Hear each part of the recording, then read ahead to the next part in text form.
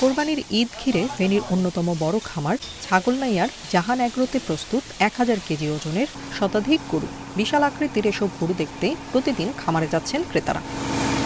হাটের ভিড় এড়াতে সরাসরি খামার থেকে পশু কিনছেন অনেকে, যদিও গত বছরের তুলনায় দাম বেশি বলছেন ক্রেতারা।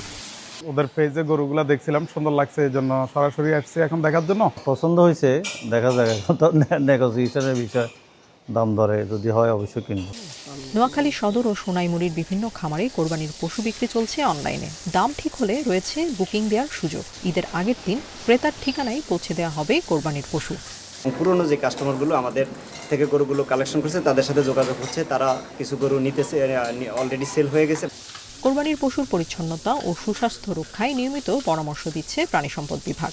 আমরা চেষ্টা করতেছি সকল খামারিকে ভালো পরামর্শ দিতে, তাদের দৈনন্দিন যে খাবারের তালিকা আছে সেগুলোর ব্যাপারে পরামর্শ দিই এবং কী কী ভ্যাকসিন দিতে হবে সে ব্যাপারে আমরা পরামর্শ দিয়ে থাকি। কোরবানির জন্য জামালপুরে 12,000 খামারে চাহিদার চেয়ে বেশি গরু প্রস্তুত রয়েছে। হাটে তোলার আগেই অনলাইনে গরু বিক্রি করছেন অনেক খামারি। তবে গোখাদ্যের চড়া দামে পশুপালনে খরচ বেড়েছে, তাই কাঙ্ক্ষিত লাভ নিয়ে শঙ্কায় তারা। চাঁদপুরের 200 হাটে গরু তোলার প্রস্তুতি নিচ্ছেন খামারিরা। জেলায় কোরবানির জন্য প্রস্তুত ৭৫,248টি পশু।